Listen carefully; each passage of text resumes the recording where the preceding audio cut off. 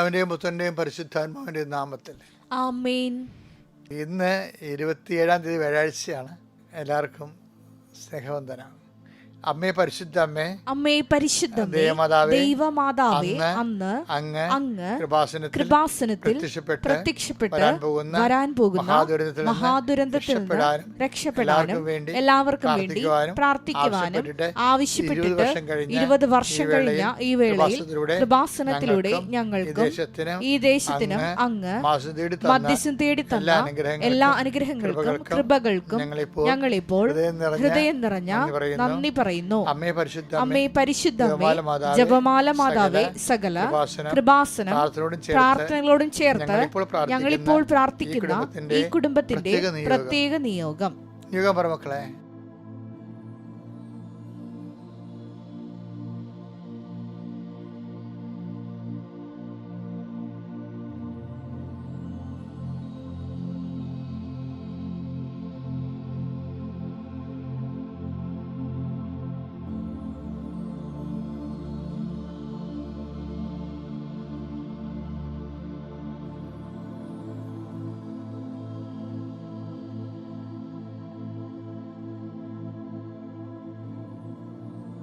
അമ്മയുടെ പ്രത്യക്ഷീകരണത്തിന്റെ ഈ ദ്വാദശക വേളയിൽ ഞങ്ങൾക്ക് സാധിച്ചു തരുവാൻ കനിയണമേ. വിശ്വാസ പ്രമാണം.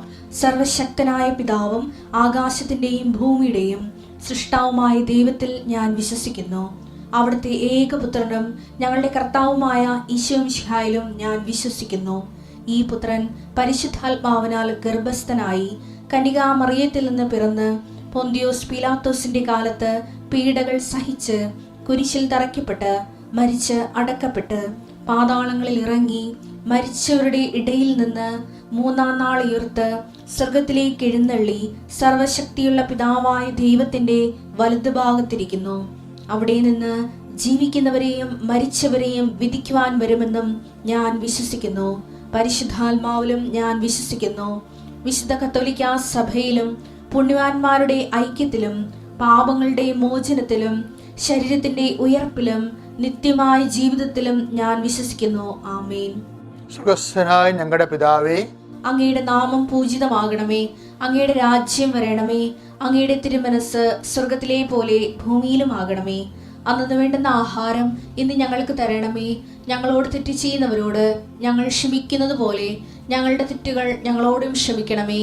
ഞങ്ങളെ പ്രലോഭനത്തിൽ ഉൾപ്പെടുത്തരുതേ, തിന്മയിൽ ഞങ്ങൾ രക്ഷിക്കണമേ. ആമേൻ. നന്മ നിറഞ്ഞ മറിയമേ, സ്വസ്തി. കർത്താവ് അങ്ങയുടെ കൂടെ സ്ത്രീകളിൽ അങ്ങ് അനുഗ്രഹിക്കപ്പെട്ടവളാകുന്നു. അങ്ങയുടെ ഉദരത്തിൻ ഫലമായി ഈശോ അനുഗ്രഹിക്കപ്പെട്ടവനാകുന്നു. പരിശുദ്ധ മറിയമേ, തമ്പുരാന്റെ അമ്മേ, പാപികളായ ഞങ്ങൾക്ക് വേണ്ടി ഇപ്പോഴും ഞങ്ങളുടെ മരണസമയത്തും തമ്പുരാനോട് അപേക്ഷിക്കണമേ. ആമേൻ. എന്റെ പ്രിയപ്പെട്ടവരെ, നമുക്ക് ഒരുമിച്ച് പ്രാർത്ഥിക്കാം. കർത്താവിന്റെ ഉന്നതമായ നാമത്തിന് സ്വസ്ഥം ചെയ്യുന്ന തിരുമുഴുവാൻ വലതുകരം മക്കളുടെ ശിരസിൽ വെക്കണേ പ്രാർത്ഥിക്കുന്ന കർത്താവിന്റെ സന്ധിബന്ധങ്ങളിലും അങ്ങയുടെ മക്കളുടെ സന്ധിബന്ധങ്ങളിലെ കർത്താവിൻ്റെ രക്തം നിറയട്ടെ.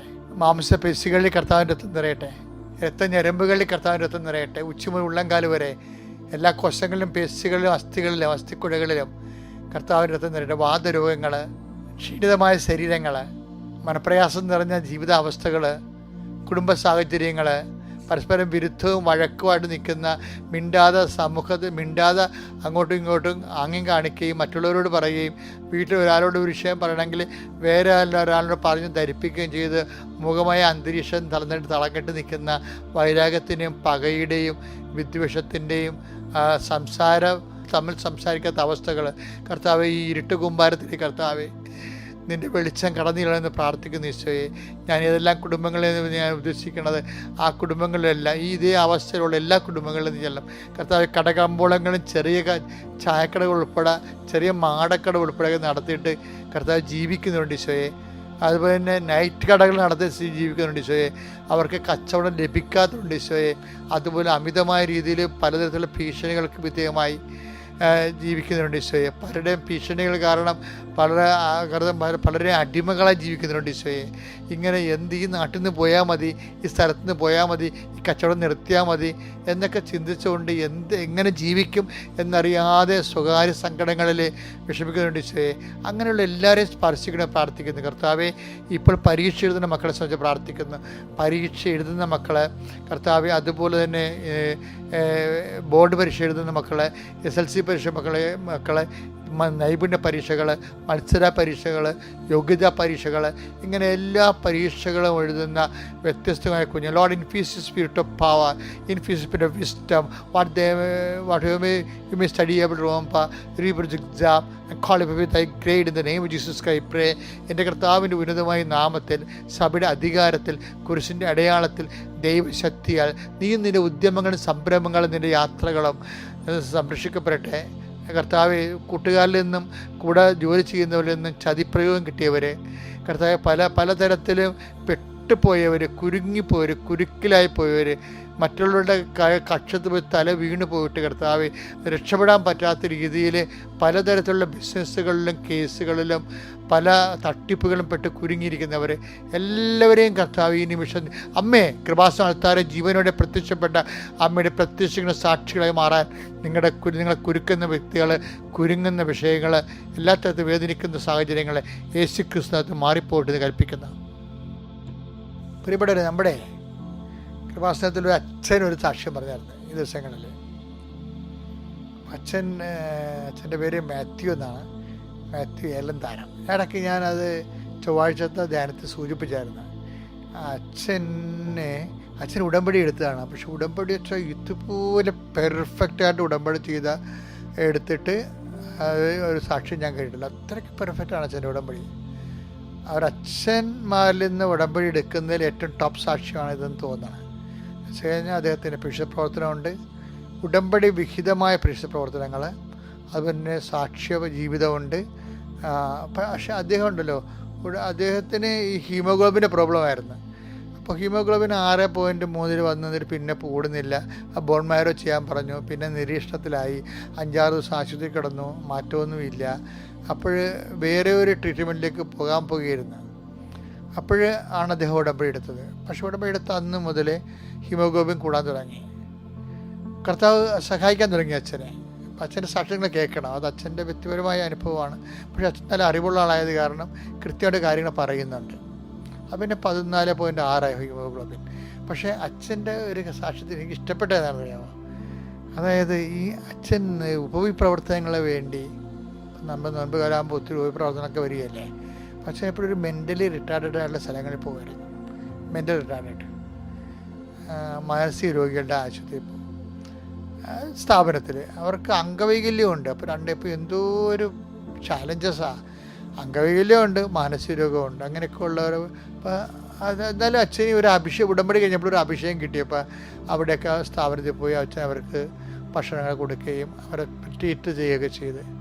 അപ്പോൾ ഒരു മാനസിക വൈകല്യമുള്ള, അംഗവൈകല്യമുള്ള കുഞ്ഞ് അച്ഛനക്ക് ഒന്ന് കുടിക്കാൻ വെള്ളം ചോദിച്ചു. അപ്പം അച്ഛൻ തിളപ്പിച്ചാറ്റിയ വെള്ളം, ശുദ്ധമായ വെള്ളം കുഞ്ഞിനെ കൊടുത്ത്. കുഞ്ഞിങ്ങനെ അറിയാമല്ലോ, അവന് വൈകല്യമുള്ള ആളാണ്. അവനിങ്ങനെ വായിൽ നോളയും ഇട്ട് തുപ്പലിട്ട് മറിച്ച് അങ്ങോട്ടും ഇങ്ങോട്ടും ഇട്ടാണ് കുടിക്കണത്. എന്നിട്ട് പകുതി കുടിച്ചുകൊണ്ടല്ല, അങ്ങനെ തന്നെ അച്ഛൻ്റെ മുഖത്തിട്ടെറിഞ്ഞ് അച്ഛൻ വല്ലാണ്ടായി തുപ്പലൊക്കെ വീണ്. ഒരു അച്ഛൻ പറയണേ, ഞാൻ ആ കുഞ്ഞിനെ നോക്കിയപ്പോഴേ എനിക്ക് ഉണ്ണീശോയെ പോലെ തോന്നിയത്. എനിക്ക് അത് ആ സാക്ഷ്യം കേട്ടപ്പോൾ ഭയങ്കര ഇഷ്ടപ്പെട്ടു. കാഴ്ച മാറിപ്പോയി, കണ്ടില്ലേ, കാഴ്ച മാറിപ്പോയി. ആ മറ്റുള്ളവരെ നമ്മളെ ഉപദ്രവിക്കുന്നവരിലെയും നമ്മളെ കാണുന്നൊരു കാഴ്ച കൊണ്ട് അതിൽ ക്രിസ്തുവിനെ കാണുന്നൊരു കാഴ്ച. അതാണ് ഈ 3-ാം കാഴ്ച എന്ന് പറയുന്നത്. അതെന്ത് പറയാൻ കാര്യം എന്നറിയാവുക, ഈശോ നമ്മൾ കഴിഞ്ഞ ദിവസങ്ങളിൽ കണ്ടൊരു ഭാഷയുണ്ടല്ല, ഈശോ മർക്കോസിൻ്റെ 8:26 അന്ത്യന് ബെത്സയിദയിൽ വെച്ച് സാക്ഷ്യം കൊടുത്തിട്ട്, കാഴ്ച കൊടുത്തിട്ട് അവനോട് പറഞ്ഞില്ലേ, ഗ്രാമത്തിൽ പ്രവേശിക്കുക പോലും ചെയ്യരുതെന്ന്. അങ്ങനെ അവനെ പറഞ്ഞു വിടും. അപ്പോൾ അവന് ആദ്യത്തെ കാഴ്ച എന്താണെന്നറിയാവോ? ഈ 8:21 വായിച്ച്, അവന്റെ കണ്ണുകളിൽ തുപ്പിയ ശേഷം അവന്റെ മേൽ കൈകൾ വെച്ചുകൊണ്ട് ചോദിച്ചു, നീ എന്തെങ്കിലും കാണുന്നുണ്ടോ? നോക്കിയിട്ട് അവൻ പറഞ്ഞു, ഞാൻ മനുഷ്യരെ കാണുന്നുണ്ട്. അതാ ഒന്നാം കാഴ്ച എന്ന് പറയണത്. എന്താണ് അവന്റെ ഒന്നാം കാഴ്ച? മനുഷ്യ ഇപ്പൊ ഈ അവിടെ പാരമ്പര്യ ചികിത്സ പോലെ എന്ത് പരിപാടിയാണ്. ഇങ്ങനെയുള്ള കാര്യങ്ങളൊക്കെ നാട്ടിലൊക്കെ ഉണ്ടാകും. കുറച്ച് ശരിയാകും, കുറച്ച് ശരിയാകത്തില്ല. അങ്ങനെയുള്ള ഒരു കൺസെപ്റ്റാണ് ബൈബിൾ നൽകുന്നത്. ടൈലറിൻ്റെയൊക്കെ വിശ്വവിഖ്യാതമായ ഇൻ്റർപ്രിട്ടേഷനൊക്കെ ആ രീതിയിലാണ് പോണത്. എന്ന് വെച്ച് കഴിഞ്ഞാൽ കുറച്ച് മിഡിൽ ഈസ്റ്റിൽ ഇതുപോലെയൊക്കെ കുറേ ട്രീറ്റ്മെൻറ്റൊക്കെ ഉണ്ടായിരുന്നു ജനങ്ങളുടെ ഇടയിൽ. നമ്മൾ വീട്ടു ചികിത്സ എന്നൊക്കെ പറഞ്ഞിരുന്നു, നാട്ടുമരുന്ന് എന്നൊക്കെ പറഞ്ഞിട്ട്. അതുപോലെ തന്നെ അതിലൊന്ന് ഇപ്പം നമ്മളും ചെയ്യും തുപ്പൽ. പണ്ടൊക്കെ ഈ കൺകുരുവൊക്കെ വന്നിരിക്കുന്ന ആൾക്കാരില്ലേ, എൻ്റെ ചിലപ്പോൾ ഞാൻ ചെയ്തിട്ടുണ്ട്. ആൻറ്റിയുടെ ചിറ്റമ്മ ഇപ്പോൾ കണ്ണൊക്കെ വരുമ്പോൾ ചൂട് കാലത്ത് കണ്ണിങ്ങനെ കൺകുരു ഇങ്ങനെ വലുതായിട്ട് നിൽക്കും. അപ്പോഴും ഉടനെ ചിറ്റമ്മ ആൻറ്റിമാർ അപ്പൻ്റെ പെങ്ങന്മാർ പറയും, ഇവിടെ നാക്കിൻ്റെ അടിയിൽ നിന്ന് തുപ്പൽ തൊട്ട് വെക്കാൻ പറയും. അപ്പോൾ നമ്മളത് വെക്കും. അതുകൊണ്ടാണ് അസുഖപ്പെട്ടത് അറിയാൻ പാടില്ല. ഇത് പൊടിക്കൈകൾ ഇതുപോലത്തെ ഉണ്ട്. കർത്താവ് അവന് വേണ്ടി എന്തെങ്കിലും ചെയ്തു എന്നുള്ളത് അവനൊക്കെ അറിയത്തില്ല. അവൻ ദൈവശക്തി അറിയുന്ന മുമ്പ് ഇങ്ങനെയുള്ള അവൻ്റെ കാര്യത്തിൽ ഇൻവോൾവ് ആണെന്നുള്ളത് അവനെ ബോധ്യപ്പെടുത്തുക എന്നുള്ളൊരു പ്രക്രിയയുടെ ഭാഗമായിട്ടാണ് തോന്നുന്നത്. കർത്താവ് ഇങ്ങനെയൊക്കെ അങ്ങനെ ചെയ്യുമ്പോൾ അവൻ പറയും, ഇപ്പം കാണാം, പക്ഷേ മനുഷ്യരെ കാണുന്നുണ്ട്, ഞാൻ മരങ്ങളെപ്പോലെയാണ് ഇരിക്കുന്നത്, നടക്കണമായിട്ട് കാണുന്നത്. അപ്പം അതാണ് അവൻ്റെ ഒരു ഫസ്റ്റ് കാഴ്ച. സെക്കൻഡ് കാഴ്ച എന്താണ്? സെക്കൻഡ് കാഴ്ച കർത്താവ് മീഡിയംസ് ഒന്നും ഉപയോഗിക്കാതെ ഡയറക്റ്റ് കൈവച്ച് പ്രാർത്ഥിക്കുക. 28-25 മർക്കോസ്. വീണ്ടും യേശു അവന്റെ കണ്ണുകളിൽ കൈകൾ വെച്ചു. അവൻ സൂക്ഷിച്ചു നോക്കി. അപ്പോൾ അവൻ സൂക്ഷിച്ചു നോക്കി, കാഴ്ച തിരിച്ചു കിട്ടുകയും ഫുൾ ആൻഡ് ഫുൾ ആയിട്ട് അവനെ കണ്ടു. കാഴ്ച തിരിച്ചു കിട്ടി. കാഴ്ച തിരിച്ചു കിട്ടി കഴിഞ്ഞപ്പോൾ ഈശോ അവനോട് പറഞ്ഞു, ഇനി പഴയ ജീവിതത്തിലേക്ക് തിരിച്ചു പോകരുത്. എന്താ കാര്യം? പുതിയ പുതിയ കാഴ്ചകൾ കാണാനിരിക്കുന്നു. കാര്യം പണ്ട് അവൻ മനുഷ്യരെ കണ്ടു, അത് മരങ്ങളെപ്പോലിരിക്കുന്നു. ഒന്നാം കാഴ്ച. രണ്ടാം കാഴ്ച മനുഷ്യരെ കണ്ടു, മനുഷ്യരെപ്പോലെ ഇരിക്കുന്നു. മൂന്നാം കാഴ്ച കൊണ്ട് എന്താണ്? മനുഷ്യരെ കണ്ടു, നമ്മൾ വെറുക്കുന്നവരെ കണ്ടു, നമ്മളെ പീഡിപ്പിക്കുന്നവരെ കണ്ടു, അവർ ക്രിസ്തുവിനെ പോലെ ഇരിക്കുന്നു. അതാണ് മൂന്നാം കാഴ്ച. ഇങ്ങനെ കാഴ്ചകളിലേക്ക് അപ്പോസ്തലന്മാർ തിരിച്ചു വരാൻ കാണാം. അപ്പോസ്തലന്മാരും ക്രിസ്തുവിനെക്കുറിച്ചുള്ള കാഴ്ചകൾ ഇങ്ങനെ തെളിഞ്ഞ് വരികയാണ്. അതുകൊണ്ടാണ് ഇത്രയും കാഴ്ച കഴിയുമ്പോൾ ഈ യോഹന്നാൻ 8:26 27 കർത്താവ് ചോദിക്കും, who do you say that I am?